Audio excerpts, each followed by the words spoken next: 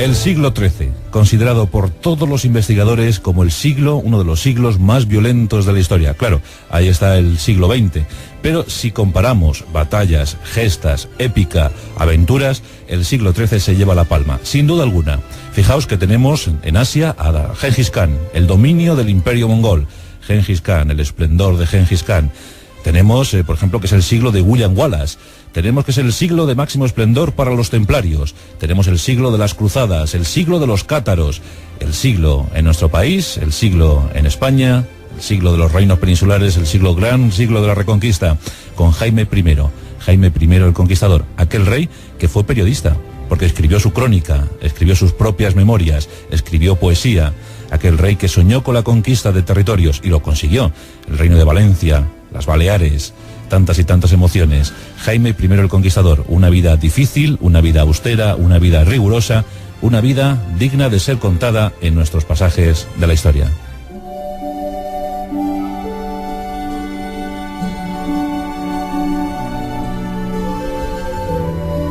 A decir verdad, la infancia de Jaime no fue muy afortunada. Envuelta por la bruma, envuelta por el odio de dos padres que no se querían, que no se soportaban, que no se podían ni siquiera ver. Por un lado, Pedro II de Aragón, el ambicioso Pedro II, aquel que participara posteriormente en las Navas de Tolosa, en la gran gesta de las Navas de Tolosa en 1212, aquel que murió en la cruzada contra los cátaros, defendiendo a estos, defendiendo a los hombres puros, Pedro II de Aragón. Ese por un lado. Y por otro, María de Montpellier. Se comenta que esta boda fue simplemente por el botín, por la dote, por los cuantiosos beneficios que tenía María de Montpellier en sus territorios. Pedro II se acercó a ella y por intereses se casó. Pero pronto las desavenencias aparecieron en la pareja. No yacían, no dormían juntos, no convivían. Y esto preocupaba seriamente a la nobleza. Porque claro, no llegaba el heredero, nunca podía llegar. Aquí tenemos una historia curiosa de estas propias del siglo XIII. Nos encontramos en el año de 1207. Pedro II tiene muchas amantes y con estas se encuentra el placer. Por supuesto, no hace ni caso a su esposa, a María de Montpellier. Los nobles urden un plan, urden una trama. Debemos conseguir un heredero, debemos buscar la complicidad de la propia Iglesia, de toda la corte, de todo aquel que quiera estar interesado en que Aragón, el reino de Aragón, sea una realidad. Vamos a buscar una treta, vamos a preparar un ardid, y a fe que lo consiguieron. En medio de la mentira, en medio de la noche, en medio de esa oscuridad, uno de los hombres de confianza de Pedro II le comenta que ya ha preparado todo para que pueda yacer con su amante favorita. Pedro II, confiado, sigue a este vasallo y le sigue por intrincados pasadizos. Sí, al fondo se encuentra una alcoba, una habitación preparada para que la mentira siga fructificando, para que siga complaciendo sus deseos gracias a diversas amantes. Pero esta era muy especial. Le habían preparado algo muy especial. El vasallo, o el buen vasallo, dirige a su rey hacia la habitación. La habitación está a oscuras, está apagada.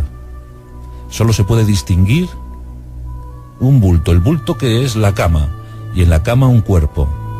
Pedro II se despoja de sus vestimentas, entra en la cama y disfruta durante toda la noche, sin parar, cuenta la crónica, sin parar durante toda la noche con aquel cuerpo, con aquella supuesta amante. No le fue mal, estuvieron disfrutando durante muchas horas. ¿Cuál fue la sorpresa para Pedro II de Aragón? Cuando al llegar el alba, cuando despuntaba el alba, una especie de procesión casi espectral irrumpe en la alcoba. Ahí entran los sacerdotes, los canónigos, los nobles, las doncellas. Ahí entra todo el mundo. Prácticamente 60 o 70 personas irrumpieron en un solo minuto. Portaban velas, enormes cirios que iluminaron la estancia. El rey Pedro II, estupefacto, contemplaba aquella visión casi espectral. Si no fuera por lo que es, parecería la Santa Compañía. Pero no, eran sus gentes de confianza. El susto pasó a grado mayor cuando descubrió que a su lado no estaba la amante que le esperaba, sino su esposa, su odiada esposa, aquella a la que no podía ni ver. Los nobles, los curas, los sacerdotes le pidieron perdón, le imploraron ese perdón, que les perdonara la mentira, que les perdonara el engaño, pero es que Aragón necesitaba un heredero y no podían buscar otra fórmula que no fuera esa, porque sabían que Pedro II odiaba a María de Montpellier. María estaba callada, con la mirada ausente, pensando en si había tenido suerte o no a la hora de concebir a ese heredero. Pedro II no se mostró iracundo, no se enfadó, perdonó, al parecer le había gustado la sesión nocturna, perdonó la mentira, perdonó el desaire, perdonó el engaño y se limitó a decir que vale, que lo que había ocurrido estaba bien, pero que no volvieran a hacerlo. Después de esto, sin pronunciar palabra, salió del castillo, montó en su caballo y desapareció. Fue la primera y la última vez que durmió junto a María de Montpellier.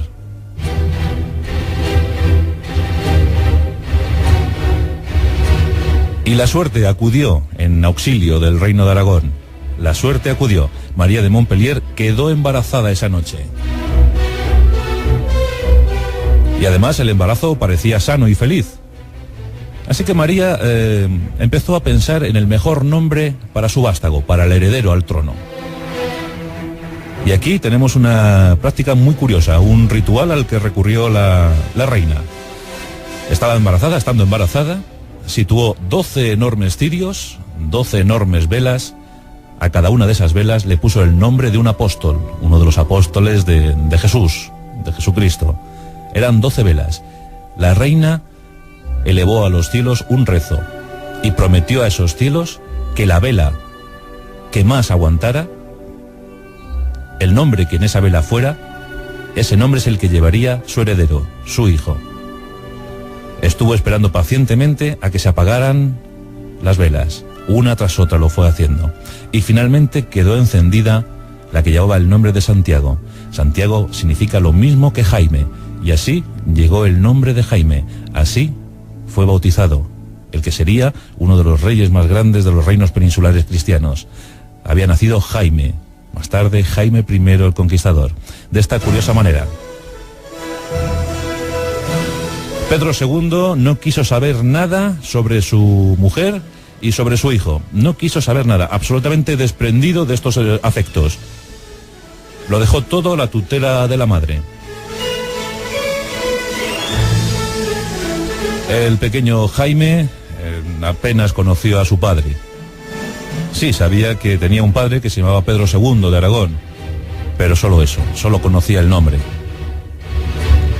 Cuando murió María de Montpellier, el niño fue entregado casi en tutela, casi de forma ilícita, a Simón de Montfort, el gran noble francés, Simón de Montfort, aquel que encabezaría la cruzada contra los hombres puros, contra los cátaros.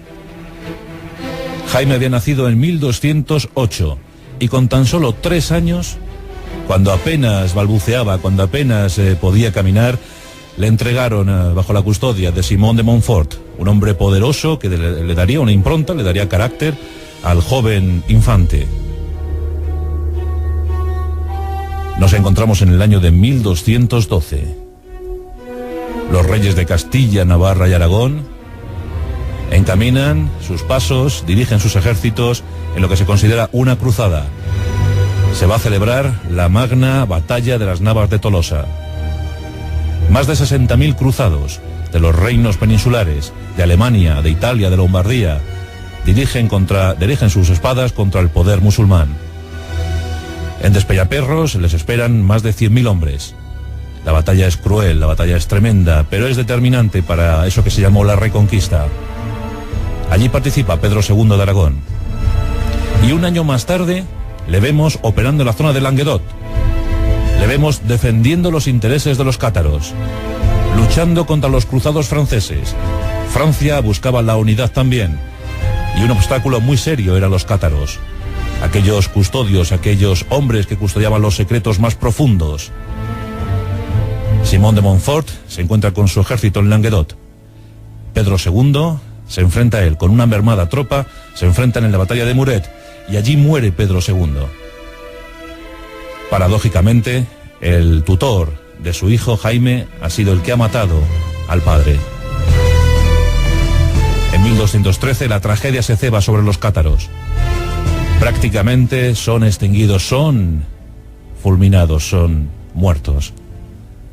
Quemados, masacrados, pasados por las armas, los cátaros desaparecen. ¿Qué ocurrirá ahora con Jaime? Los nobles de Aragón enseguida exigen a Simón de Montfort que devuelva al heredero, que devuelva al primogénito de Pedro II. Y este a regañadientes lo cede. A partir de ahora, desde 1214, los tutores, los mentores, los instructores de Jaime I serán los templarios. Los caballeros templarios, en pleno esplendor. Faltaba todavía un siglo para su particular masacre, pero todavía faltaba un siglo. En 1214, los templarios eran muy respetados. Los monjes de la espada, los monjes guerreros. En la fortaleza de Monzón, en Huesca, es internado el pequeño Jaime. Y allí recibe una instrucción muy austera. Los templarios quieren que el niño sea fuerte, que tenga poderosas convicciones religiosas. Los templarios hacen muy buen trabajo con Jaime. Fijaos que estamos hablando de un pequeñín de apenas 6 años, pero ya empieza a dar muestras de su ardor combativo y guerrero.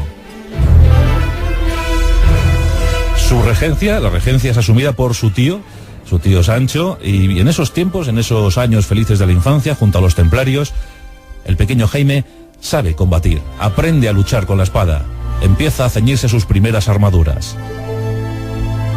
Empieza a tomar conocimiento sobre la situación real de Aragón. Quiere saber cómo está su futuro reino, el trono que próximamente ocupará. Este acto se realiza en 1218, cuando tiene apenas 10 años. Pero el niño ya es un fantástico guerrero, es un jovencito con mucho empuje, con mucho entusiasmo. Quiere combatir y quiere estar al lado de la causa de la cruz. En 1220, sus nobles estaban siempre muy disolutos, siempre dispuestos a la bravuconada, siempre dispuestos a la guerra. En 1220, cuando él tiene tan solo 12 años, toma partido por uno de esos nobles y se dirige al frente de esas tropas para luchar contra el señor de Moncada. En ese mismo año de 1220 se casa con Leonor de Castilla, con tan solo 12 años. Pero bueno, Leonor es bella, y aunque no se llevan bien, porque luego se separarán más tarde, 9 años más tarde, pero bueno, esa década por lo menos la pasa feliz. Quiere demostrar todo su empuje a su esposa, a su adolescente esposa. Quiere demostrarla que es un enorme guerrero. Pero claro, estos nobles que estaban enfrentados entre sí se dan cuenta que tienen a un rey joven pero muy decidido a dominar. Y eso siempre preocupó mucho a la nobleza. Los nobles dejan a un lado sus disputas particulares y se unen para apresar al rey y a su esposa. Lo hacen en 1220 y los recluyen en Zaragoza, en la ciudad de Zaragoza. De esa ciudad no se sabe muy bien si Jaime I escapa o le dejan escapar. Lo cierto es que junto a su joven esposa se va de Zaragoza.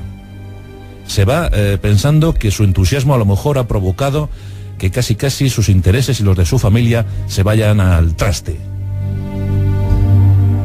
Desde ese año, de 1220, desde la edad temprana de 12 años, Jaime I intuye que es mejor ir al frente de la nobleza que ir contra ella.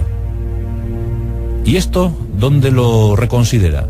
Pues una vez más en sus territorios queridos, los territorios dominados por los templarios. Los templarios le vuelven a acoger, le vuelven a tutelar, le vuelven a instruir, reordenan su mente. Le dicen: Jaime, esto tienes que moverlo de otra manera, tienes que hacerlo de otra manera. Con más decisión que nunca, Jaime I vuelve a ocupar el trono y vuelve a dirigir su querido reino de Aragón.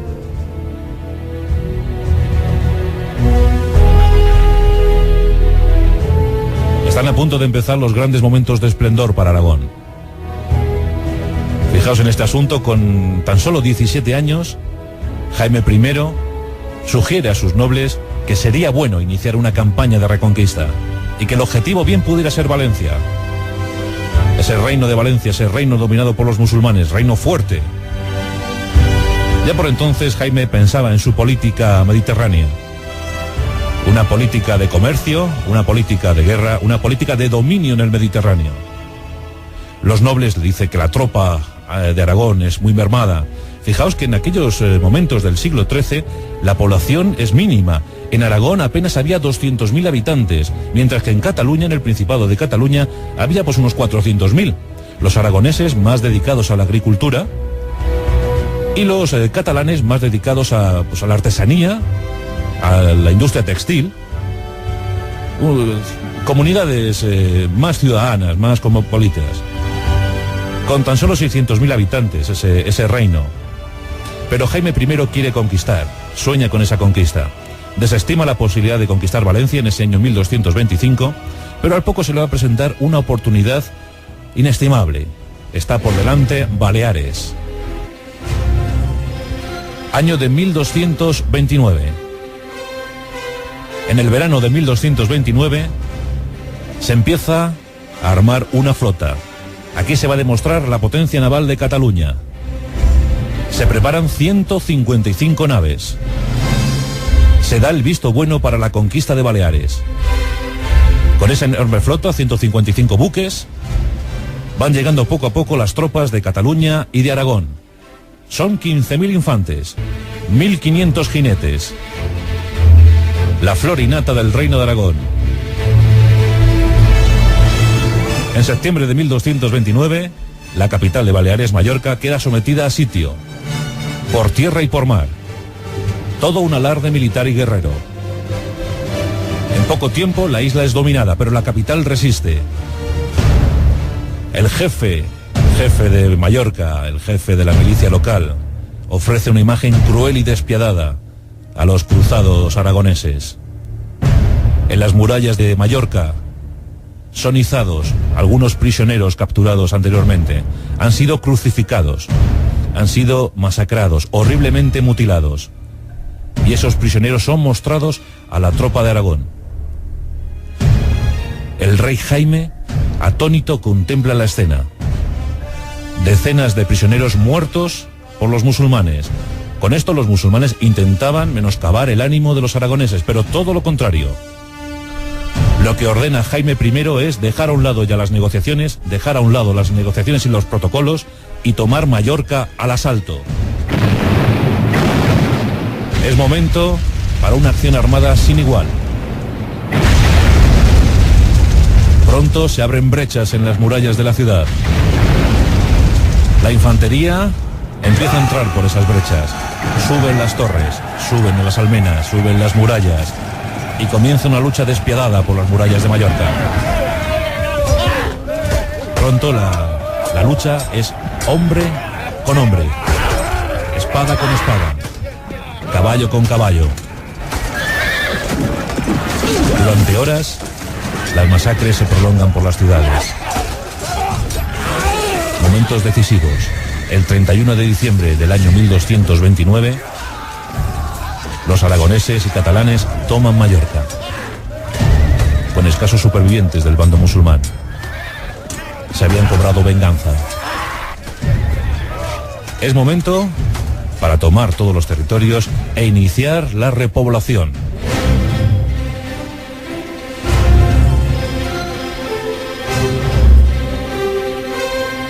Y esta repoblación se va a hacer principalmente con población catalana. Son los catalanes los encargados de repoblar Baleares. En 1231, Menorca también se rendiría como vasalla. Aquí no habría lucha. En 1235 se conquistaría Ibiza.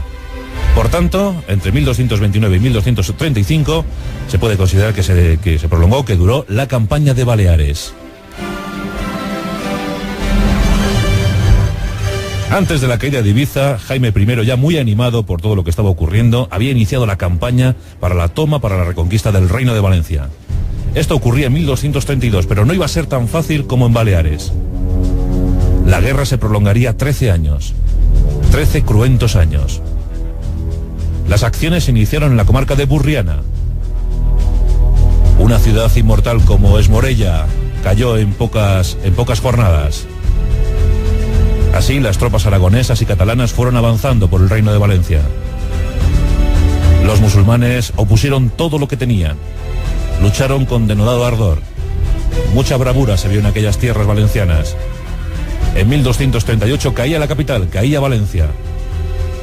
Jaime I entraba triunfal. En este caso, en esta ocasión, los encargados de repoblar el Reino de Valencia serían más aragoneses que catalanes. Esa misión fue encomendada a los agricultores aragoneses.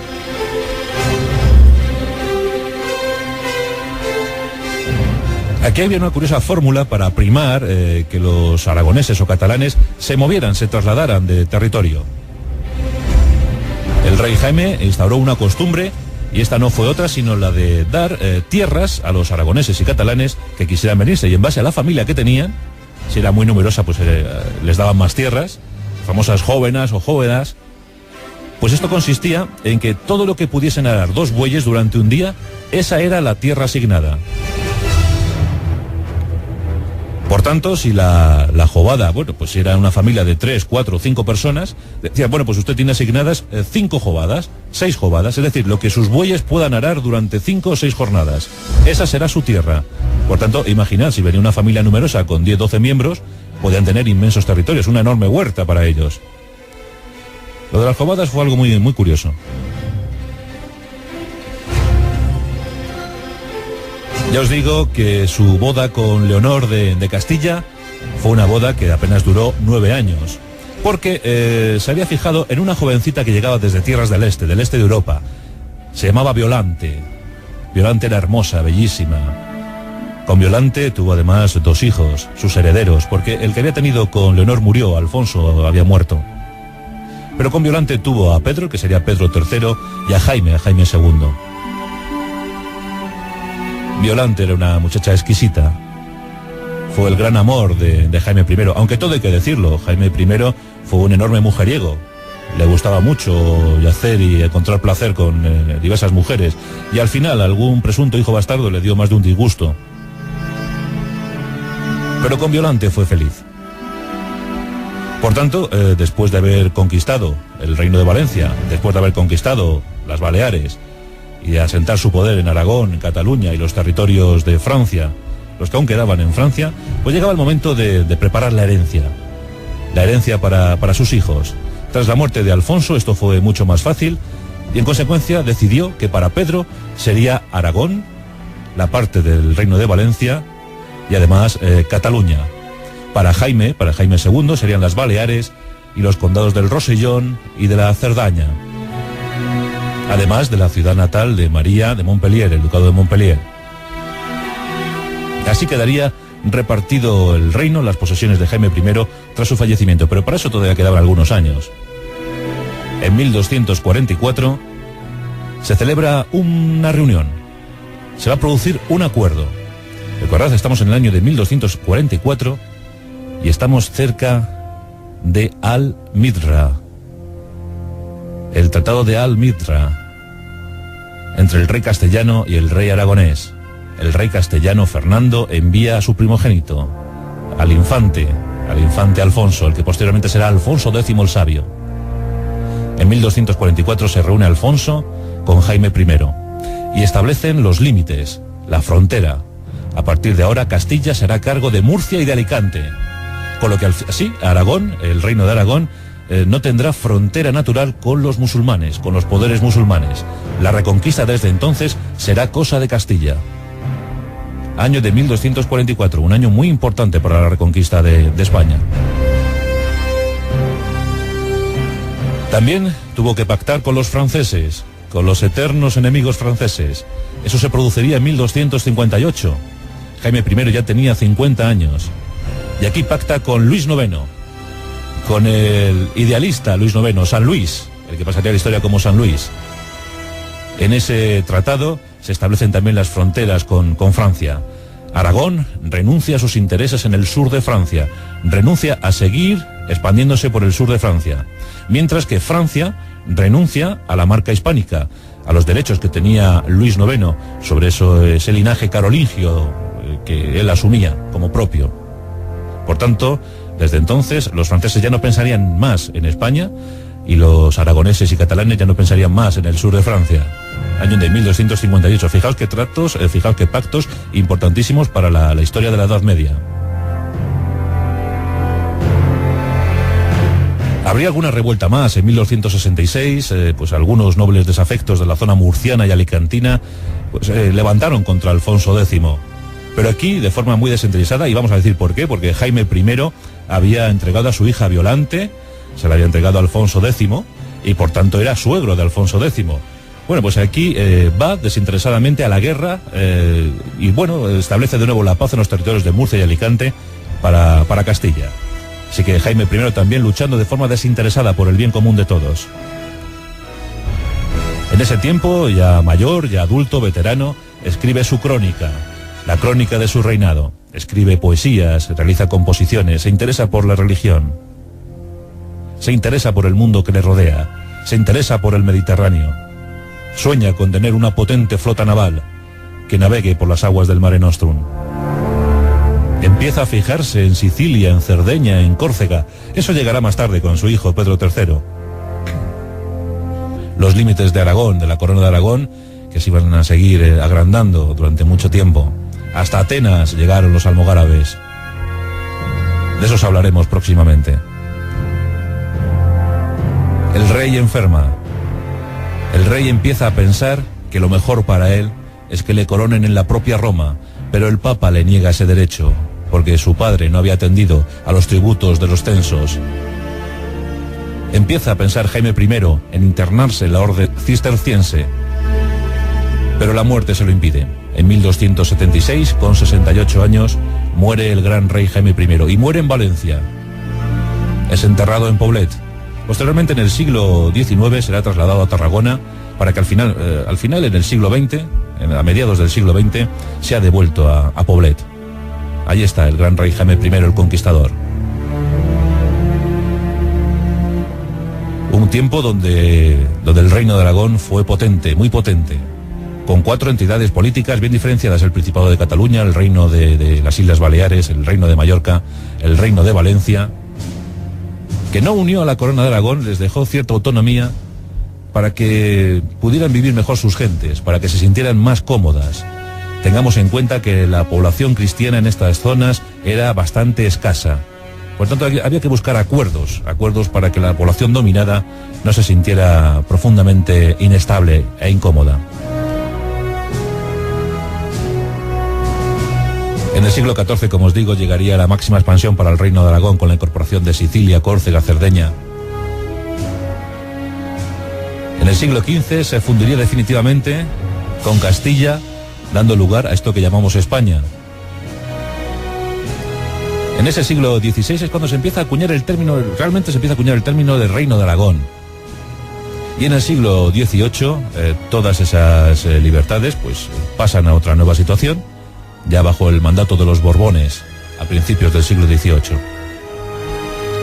Una historia brillante, una historia deslumbrante, con un gran rey, uno de los grandes notables de la península ibérica en el siglo XIII. Un siglo violento, pero que hubo momentos para la luz, para el esplendor, el que dio, el que procuró a sus gentes, Jaime I, el gran Jaime I, el Conquistador.